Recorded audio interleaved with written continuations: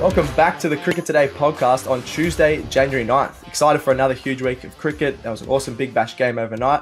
I'm your host, Liam McAllion, also known as the Stats Guy. I need to get some more stats into the show, actually. I'll definitely work on that. I'm here with Marcus Bazzano. He's up and about. How you going, Marcus? Yeah, I'm doing great. I reckon even I could turn the ball sideways on that pitch last night. Oh my God, I know. I used to be a spinner that probably didn't spin it that much, but definitely, could have spun on that pitch as well. We've also got Leo Mullaly. I don't know if he could have spun it. How you going, Leo? Turn it up, Stats Guy. There's no way you were spinning it last night. I'm going good, Stats Guy. I'm repping the Renegades top just because why not? We need a win. I know we're not playing anytime soon, but just good vibes. Yeah, I really respect you wearing the Renegades top. It's not easy wearing that around Melbourne at the moment, especially the Stars are actually going all right, but the Renegades have got one on them. They've got a title, so stuff that. Take that, Stars fans. Today... They also have one on them, one win so far this Big Bash season. Yeah, true. They actually could make finals, but I sound like Essendon or someone in the footy looking at the past. Come on. That was a cheeky dig. From the North Melbourne and Hawthorn fan. I didn't say anything. We've got some beef to start the podcast. There's going to be a bit more of that. We're going to cover all things that happened overnight in the BBL. A fun blind ranking. We did that in the past of some podcasts. We're going to compare some past players and some past figures, which will be good fun. My favourite, SuperCoach BBL, and then some BBL predictions with a huge player back for the Adelaide Strikers, which we'll get right into. So let's get right into this podcast, lads. BBL recap of last night, the Thunder versus the Scorchers. Can you go quickly through the scores, please, Leo? So, it was a low-scoring game, wasn't it? The Thunder came out battered, had a bit of a platform, but sort of, I guess, crumbled. 8 for 137. Yep. I think a few of their teammates might need to get off the barbecue because they were just getting burnt wherever they go. They really did. But, yeah, the Scorchers, again, they don't lose 2 in a row that often, so they were able to win pretty comfortably. The Englishman, Zach Crawley, was outstanding, just sort of an anchoring innings. But yeah, it was an extraordinary game, I thought, in terms of how much it was actually turning. So what do you make of that game, Marcus? I'll tell you what I made of it. Honestly, I haven't seen, from Alex Hale's point of view, I haven't seen more run-outs than people watching the Green Lantern movie. It was shocking. He burnt 3 of his teammates, sent them back to the shops, and I'll tell you what, he definitely owed a few pints after that.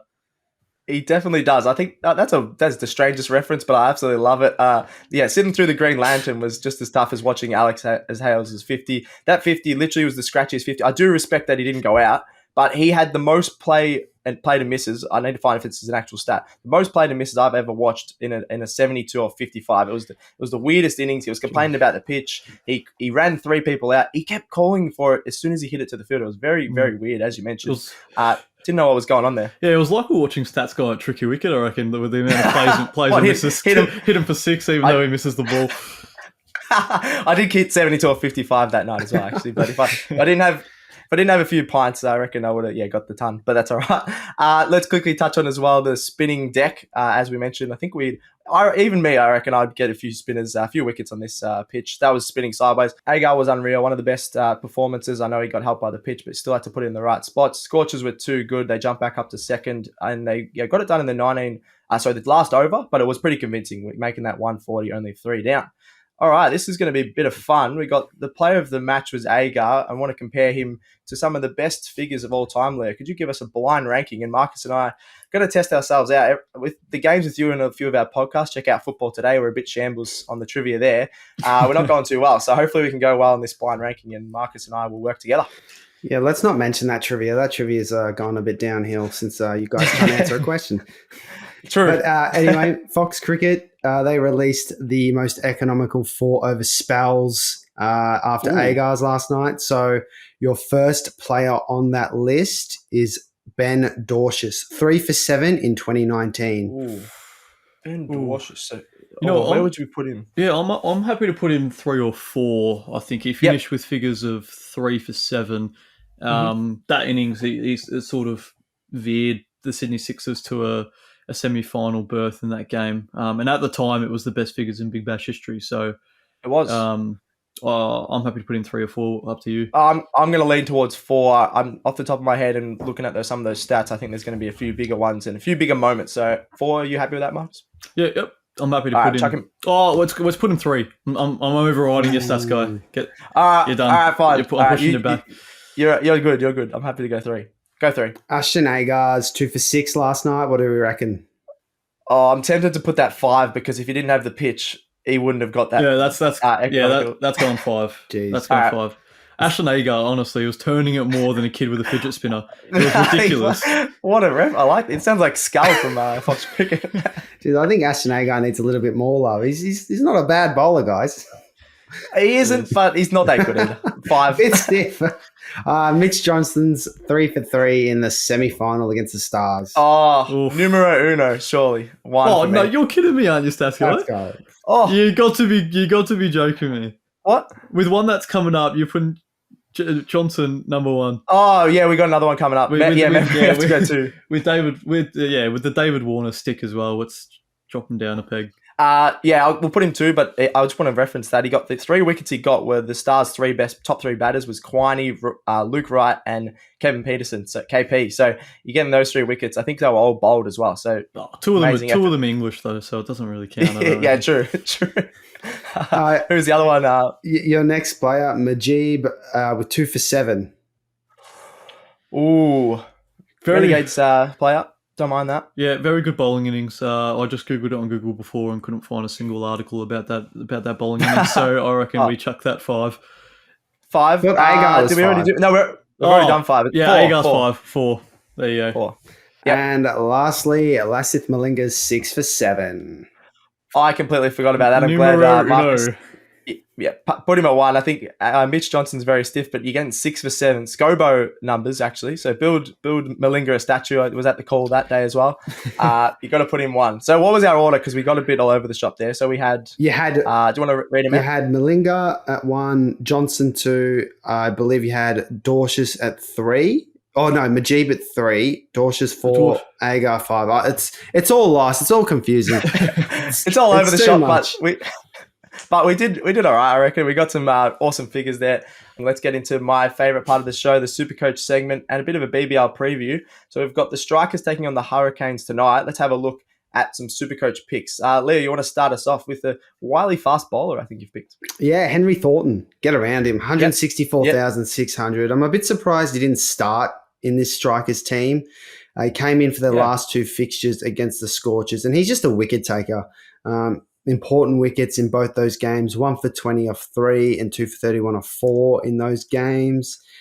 He can be a little bit expensive with the ball, but what I like about him is that he's a wicket taker. And if he's doing it against the Scorchers, who are one of the best teams in the comp, then I'll back him in to do it against the Hurricanes. I think the Adelaide Oval surface will also be beneficial to him as well. So, yeah, he's hopefully he's not going to be a thorn in my side for this SuperCoach team. Jeez. I'm not sure. That was better than your joke, Marcus, I reckon. Gerald, cut that out. You're going to have to cut that out, Gerald. No, we definitely have to keep that in, I think. I'm back in Marcus's Green Lantern reference because Green Lantern was horrible, what? just like that joke. So let's go Marcus, I reckon. Oh, jeez, that's guy. Oh, God.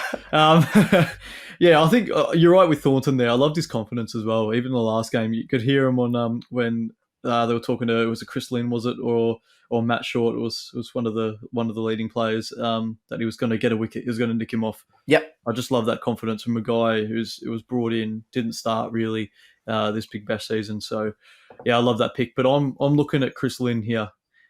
He's completely transformed since he's moved to the Strikers last season. He's 211,500, so he's pretty expensive, but his last 3 games, he's got scores of 72, 118, and 132 in that order. So he's in red-hot form with the bat, and at Adelaide Oval, especially on that short boundary square, I'll back him to get another big score here. Oh, yeah. Yeah, I really like that. Really like those picks, actually.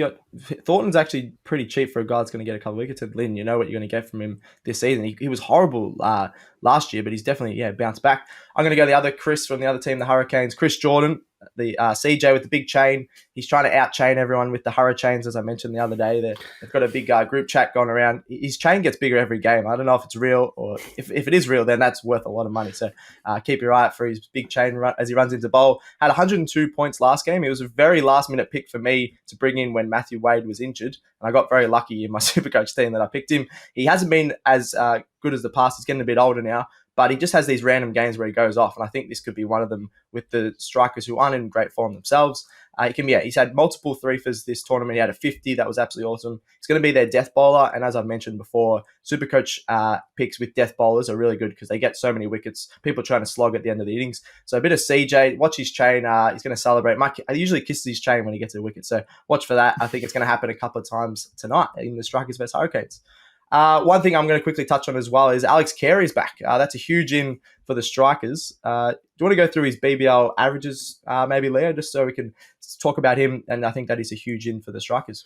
Yeah, well, you listed here that he averages 35 runs, which for T20s is remarkable. Obviously, he batted a bit up the order, but middle order as well. So he's a very flexible batsman. I think he'll slot in nicely at number 4 for the Strikers. 129 strike rate, which is also very impressive. And he's awesome behind the stumps. He'll always pick up a stumping or an excellent catch here and there. And let's just say he's a massive upgrade on Nielsen, who they currently had in that team. Strikers v Hurricanes, as we've been talking about. Who's going to win this one, Marcus? The Adelaide Strikers, they'll get the job done at home, but I'm not sure. I think it might be a little bit too little too late for a finals campaign, even if they win both their games against the Hurricanes. But I'll still back them tonight. Yeah, that's a big call, actually. Leo, you're leaning towards the same? Yeah, I think you got to at home. Looks like they can get a run on from here. At least I think so.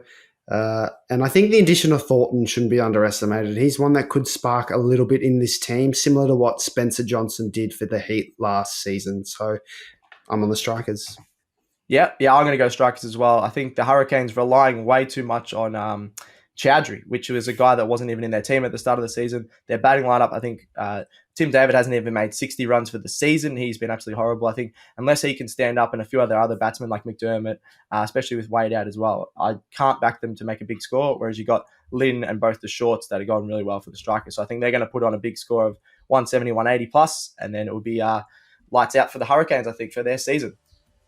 And that's it, I think, for Cricket Today. We'll be back with this tomorrow, so get right around the show. Subscribe on your podcast apps, Spotify, Apple, etc. Like and review it, would you? Chuck a follow to Cricket Today and Cricket Today AU all over the socials. That's Facebook, Instagram, TikTok, and X. Get around Football Today as well, our other podcast, Football Today Pod and Football Today AU. We've got some good fun coming up with that, with the FA Cup and some more EPL fixtures this weekend. Send in any questions via the socials, anything you want us to chat to us about. Let us know about the boys' jokes in today's show. Love the energy. Just need to work on our jokes, I reckon. And that's it, I think. Thanks to Marcus, thanks to Leo, thanks to Gerald for producing this absolute shamolic, and thanks to me. That's another episode of Cricket Today done. We're out.